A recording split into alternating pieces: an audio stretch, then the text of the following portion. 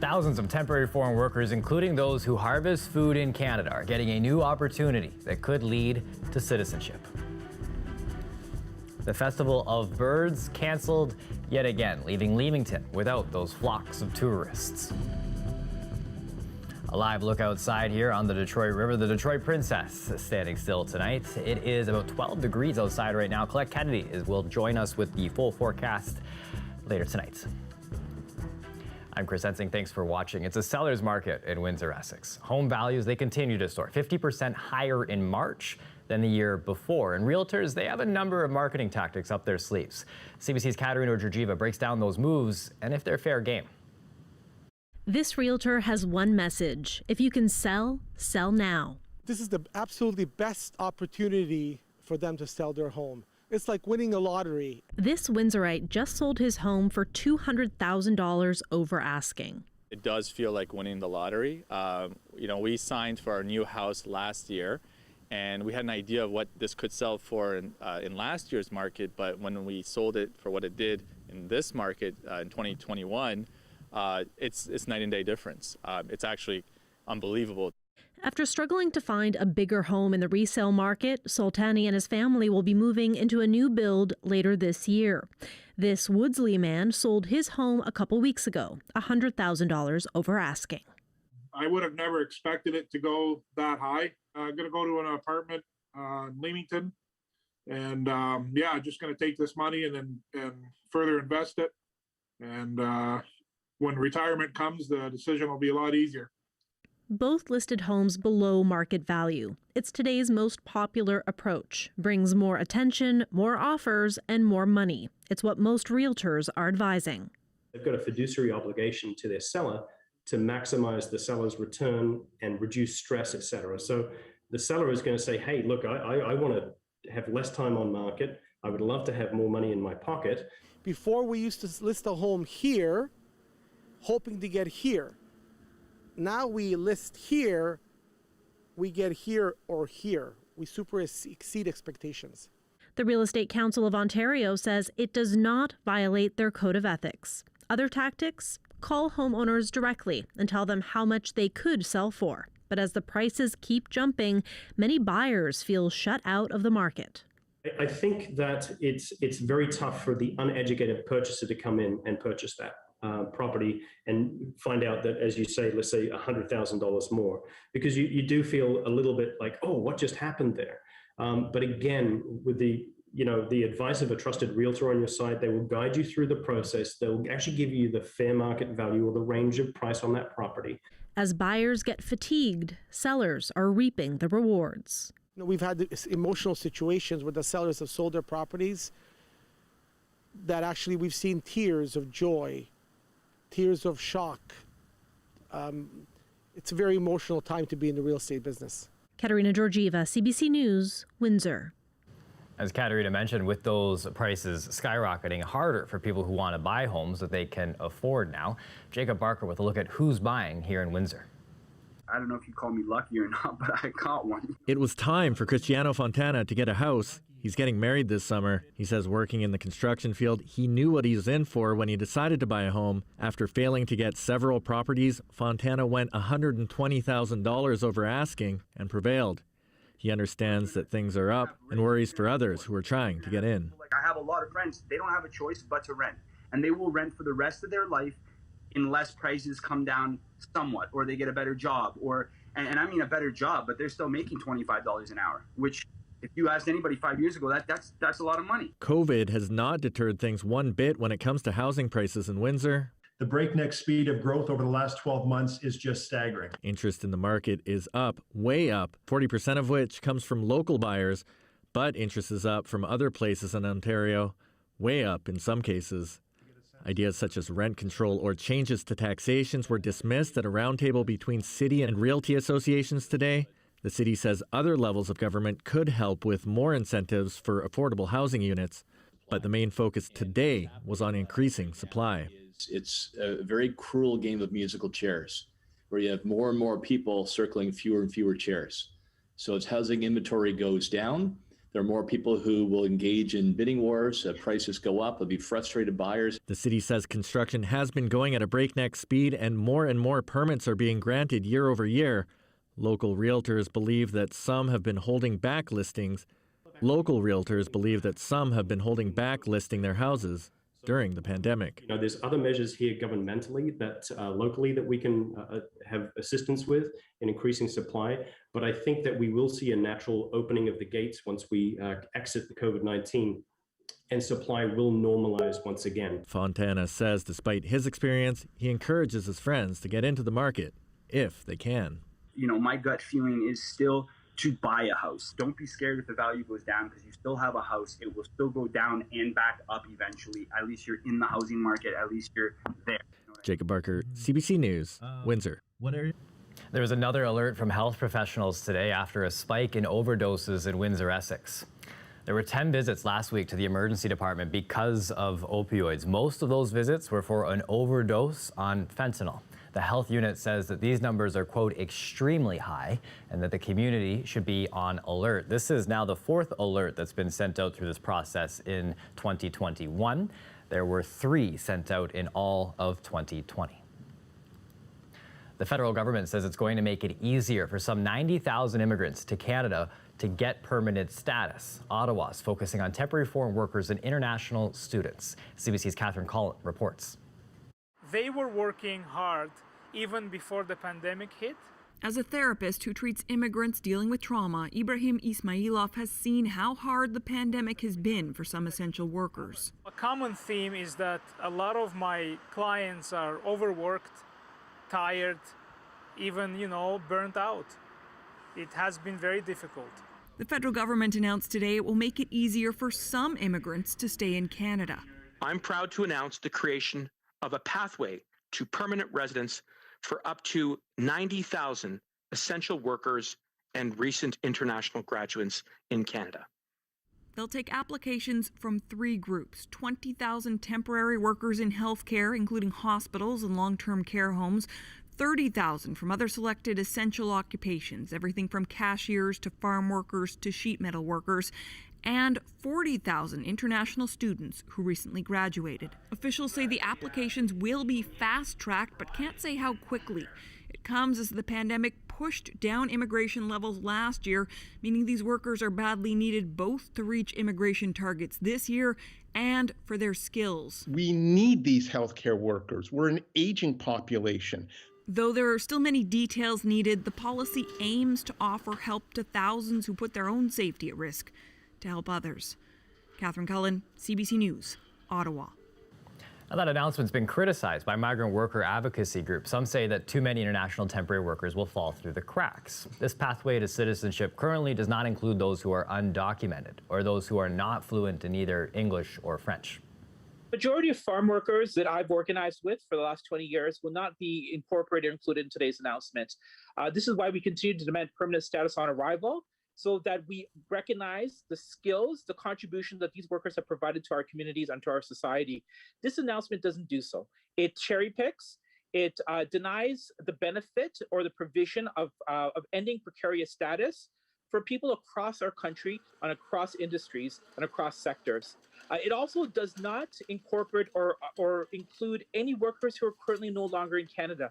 For example, farm workers who worked in Canada for 20 to 30 years, people who lived and worked here for 8 months a year, who are no longer residing in Canada, who've helped to contribute to our society. They're somehow left and forgotten and fall through these cracks as well, too. An update on the COVID-19 situation in Windsor-Essex. No live briefing today from the health unit due to a scheduling conflict, but the numbers were reported. 31 more cases this morning. Active cases now total 403. Vaccinations, they continue in the region. So far, almost 110,000 residents have gotten at least a single dose of a vaccine. And public health officials continue to reassure Canadians that receiving the AstraZeneca COVID-19 vaccine is something that they can do. The Public Health Agency of Canada firmed up the link between the vaccine and the possibility of rare blood clots. PIAC has responded by changing the labeling on the medication. It continues to endorse the safety of the vaccine. We know that the risks of getting these side effects from the vaccine are very rare. And we know that the risk of getting infected with COVID-19 and potentially experiencing serious health consequences, hospitalization, or even death from the disease are very real. Health Canada wants to reassure people that the AstraZeneca vaccine continues to be safe and effective at protecting them against COVID-19 and that the benefits of immunization outweigh the risks. PX says the current evidence puts the risk of experiencing the clots at about 1 in every 250,000 people who get the AstraZeneca vaccine. The agency says the risk of developing blood clots for people hospitalized with COVID-19 is about 1 in 5. A major vaccine study in the UK is being expanded. It's testing the effect of mixing and matching different COVID vaccines. It's trying to determine whether combining different vaccines for first and second dose shots could provide a number of benefits, including longer lasting immunity. CBC's Tessa Arcilia is in London with the details on the new trials. So today you're having the Moderna vaccine? The UK is expanding a clinical trial today that looks to see whether different COVID-19 vaccines can be mixed and matched. Now, back in February, they launched this trial looking into whether the Pfizer and AstraZeneca vaccines for the first and second doses can be mixed in people. Today, they are including Moderna and Novavax into that list. So they currently have around 800 volunteers. They want to increase that to about 1,000. Now, this trial is important because the different vaccines available on the market trigger the immune response in different ways in the body. The Pfizer and Moderna vaccines are mRNA vaccines, which tells the body to mimic a part of the virus, and that is what triggers the immune response. The AstraZeneca vaccine is giving the human body a part of a harmless common cold flu that is found in chimpanzees, and that is what triggers that response. And the Novavax vaccine is using a lab-based part of the COVID-19 spike protein. So these are completely different mechanisms that trigger an immune response in humans. So they want to see if this can trigger that response safely. And scientists are also looking into the possibility that mixing and matching can actually give a better immune response in humans. Now, the WHO today, the World Health Organization, pointed out that this could be useful if vaccines encounter production delays or difficulties. It is also important to know that if in the future we need to get booster shots or different COVID-19 vaccines, if it is okay not to get the same shot that we have previously gotten. So there are benefits that scientists are looking into. This is going to be a year-long study, but we are expecting preliminary results in June or July. Tessa Arcilia, CBC News, London. Ontario is joining 3 other provinces in exploring the use of small modular nuclear reactors, or SMRs, as a clean energy alternative. SMRs have the potential to generate clean, low-cost, reliable energy, drive job creation, economic growth, and export opportunities. These are the types of opportunities that will help us lay the foundation for a strong economic recovery in the post-COVID-19 world. Doug Ford and the premiers of Alberta, Saskatchewan, and New Brunswick signed a memorandum of understanding today, promising to explore small-scale nuclear technology as a power option. Alberta says the reactors could supply non-emitting, low-cost energy to remote areas, could eventually fuel oil production, replacing coal-fired power stations. Ramadan is underway, and for the second year in a row, it's during a pandemic. For some, not being able to gather with the community like usual is weighing on them. This Ramadan feels different from last year because last year, again in the spring, the pandemic had just begun. It was still new, and there was a lot of, this feeling that we just need to get through this month. This Ramadan is going to look different, but next year we'll be back to it. And so it's a little bit difficult to be a year later and almost kind of be in the same spot. A cat is recovering after being found with his leg stuck in a trap in Amherstburg. The feline, named Bubba Gumption, may end up losing a paw after it was crushed in the device, but the Humane Society has hope for the recovery. Doing really well. He was in rough shape when he arrived. He was very emaciated. He was weak. The trap had been on his leg for some time, and that took a toll on him. His paw is in very bad shape. The injury was crushing, and so there is still a possibility that he's going to lose his paw, but we wanted to get him stronger for surgery, and he's already doing that. He's already put on weight, and he's getting more strong, and hopefully he will heal, but if not, we're confident he'll still have a good recovery and a good life on 3 paws. These traps are designed to hold animals against their will, regardless of what animal is caught in it. Such animals will fight to get away, just like you would. And what happens is they can greatly injure themselves. They go through immense emotional and psychological stress, and we see really awful injuries as a result. This type of trap in particular, I know of at least one incident where a raccoon was degloved. And I will leave that up to the imagination as a result of this trap being used as designed. Businesses in Leamington that depend on an economic shot in the arm from the annual Festival of Birds won't be getting it again this year. Point Pelee National Park has canceled it for the 2nd straight year because of the pandemic. But as Dale Molnar reports, birders are still expected to show up, but how many remains to be seen. The Festival of Birds happens in May and attracts thousands of birders from all over the world, bringing in millions of dollars for the local hospitality industry. It accounts for 25% of the annual income for the owners of Freddy's Restaurant on Point Pelee Drive. Well, it's devastating, obviously. This is where our season really begins. May is big for us. Down the road at the Pelee Wings Nature Store, a big part of their business is selling binoculars and other equipment to birders, so they've made a lot of adjustments to offset the loss in business. They would normally hold a trade show and sale during the festival, but this year they worked out deals with the companies. A lot of our suppliers have passed down for their discounts, either through extra lower pricing or extra giveaways.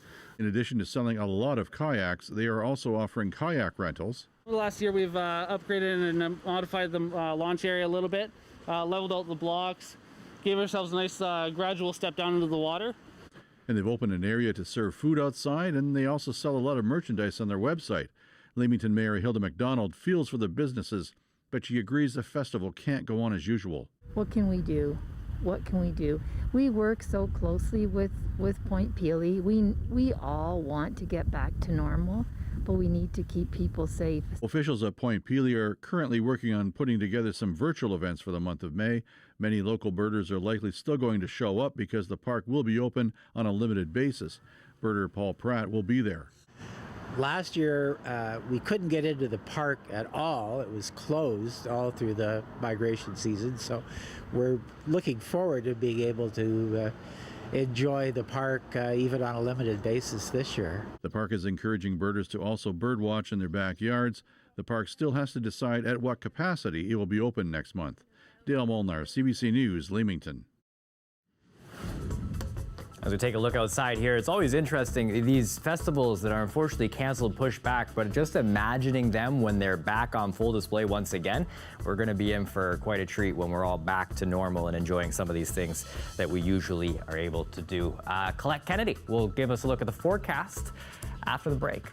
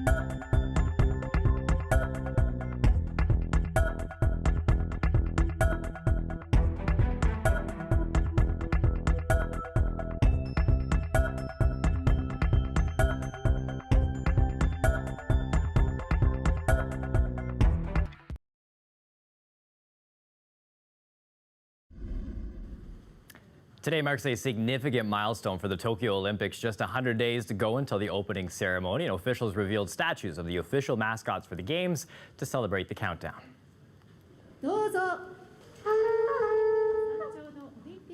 And there's your look at the colorful mascots for the Olympics and the Paralympics, cartoon-style characters. Now they're named Miratoa and Somate. Miratoa is the mascot for the Olympics. Its full name, it means future and eternity.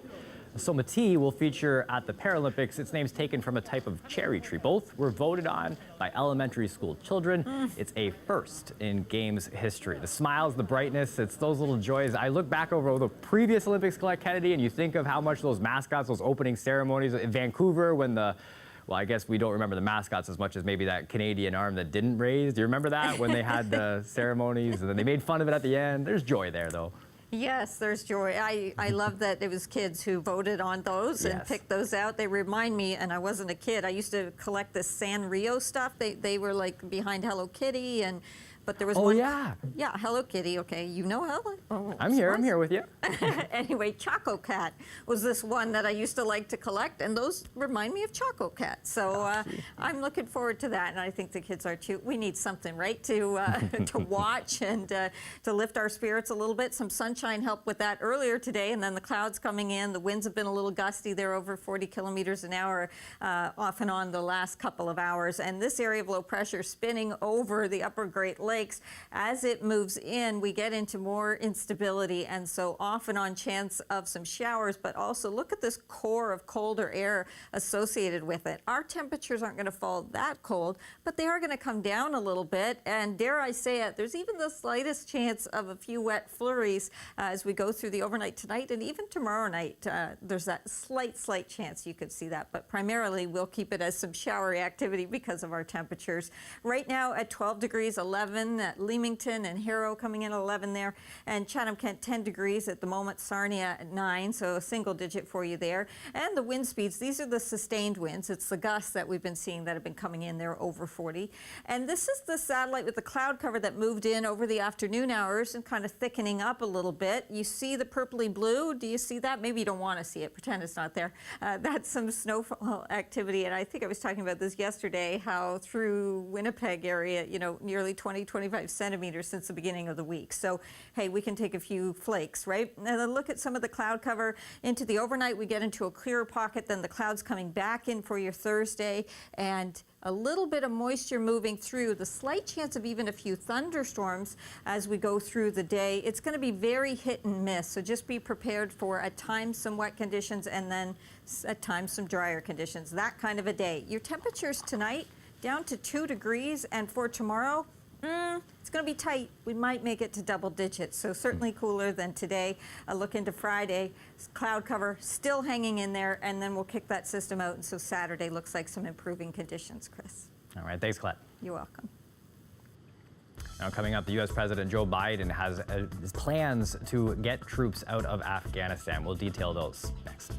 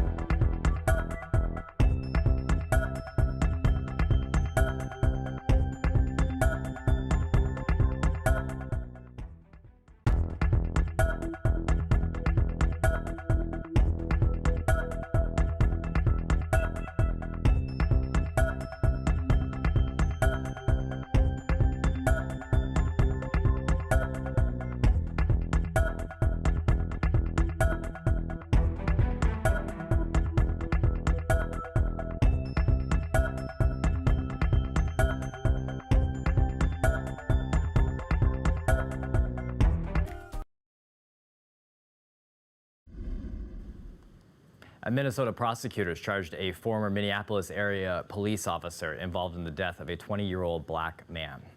A charge of second-degree manslaughter was filed against 48-year-old Kim Potter and a 26-year veteran and training officer with the Brooklyn Center Force. It relates to the death of Dante Wright, who was shot during a traffic stop on Sunday. The former police chief of the force says he believed Potter intended to use her taser on Wright, but mistakenly fired her handgun instead.